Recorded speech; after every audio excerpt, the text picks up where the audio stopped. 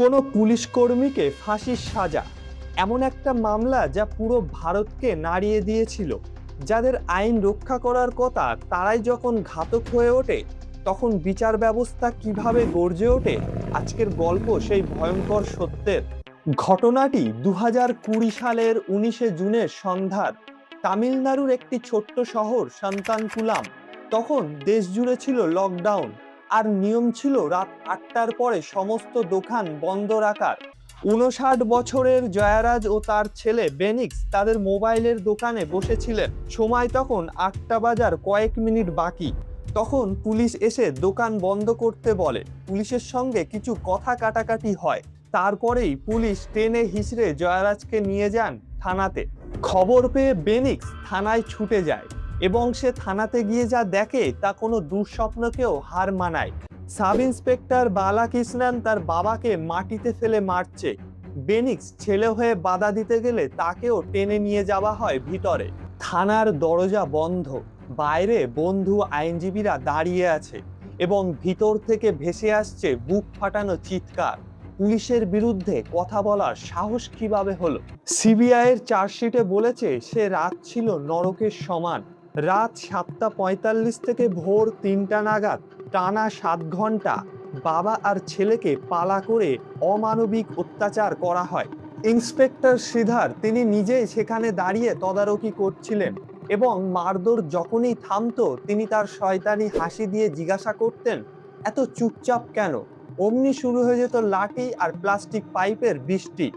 শুধু মার নয়, তাদের সম্মান কেড়ে নেওয়া হয়। জামা কাপড় খুলে অন্তর্বাসে রাখা হতো। এমনকি একটি টেবিলের উপর হাত পা চেপে তাদেরকে মারধর করা হতো, যাতে তারা নিজেদেরকে বাঁচাতে না পারে। রক্ত এতটাই বের হচ্ছিল যে থানার দেওয়াল, মেঝে, টয়লেট সব লাল হয়ে গিয়েছিল। পরে সিবিআই সেই রক্তের ডিএনএ পরীক্ষা করে প্রমাণ পায় সেগুলো জয়রাজ ও বেনিক্সের ছিল। অমানবিকতা এখানেই শেষ নয়। তাদের নিজেদের জামা কাপড় দিয়ে মেঝেতে পড়া রক্ত পরিষ্কার করতে বলা হয়। রক্ত এতটা বের হয়েছিল যে তাদের 6বার লুঙ্গি বদলাতে হয়েছিল। পরের দিন যখন হাসপাতালে নেওয়া হয়, ডাক্তার ভ্যানিলা কোনো পরীক্ষা ছাড়াই তাদেরকে ফিট সার্টিফিকেট দিয়ে দেন। এমনকি ম্যাজিস্ট্রেট শুধু বারান্দা থেকেই হাত নেড়ে রিমান্ড দিয়ে দেন। ফল, 22শে জুন রাতে ছেলে বেনিক্স মারা যায় এবং কয়েক ঘন্টা পর 23শে জুন ভোরবেলা বাবা জয়ারাজও তার শেষ নিঃশ্বাস ত্যাগ করেন। পোস্টমর্টমে শরীরে 17টি গভীর ক্ষত পাওয়া গিয়েছিল। আর তাদের অপরাধ কিছুই ছিল না। সিবিআই জানিয়েছে তারা কোনো লকডাউন আইন ভঙ্গ করেনি, বরং আগের দিন জয়ারাজ পুলিশের অন্যায়ের বিরুদ্ধে মুখ খুলেছিল। আর বেনিক্স তো তার বাবাকে বাঁচানোর জন্য পুলিশকে প্রশ্ন করেছিল। এই কারণেই তাদের দুজনকে মেরে ফেলা হয়। এরপর প্রতিবাদ শুরু হয়, গোটা তামিলনাড়ু ছড়িয়ে পড়ে এবং দেশ জুড়ে সোশ্যাল মিডিয়াতে ক্ষোভ ছড়িয়ে পড়ে ঝড়ের গতিতে। ফলস্বরূপ সত্য চাপা থাকেনি। 24শে জুন মাদ্রাজ হাইকোর্ট নিজে থেকেই এই মামলায় হস্তক্ষেপ করে।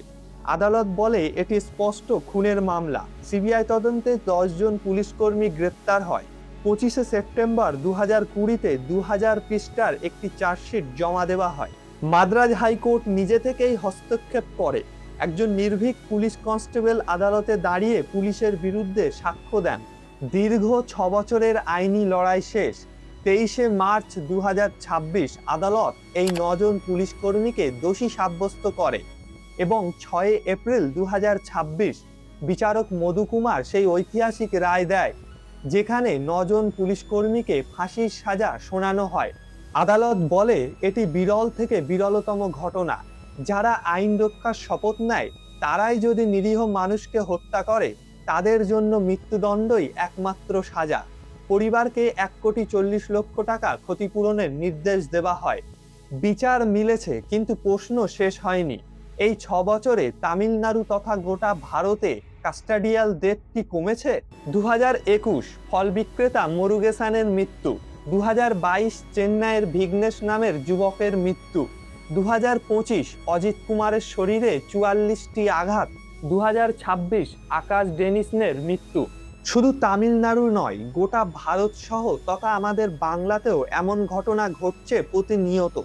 সেগুলি চাপা পড়ে থাকে পুলিশের ক্ষমতার জোরে, কিংবা কোনো রাজনৈতিক বা প্রভাবশালী আমলার হস্তক্ষেপের ফলে সেগুলি চাপা পড়ে যায় সারা জীবনের জন্য।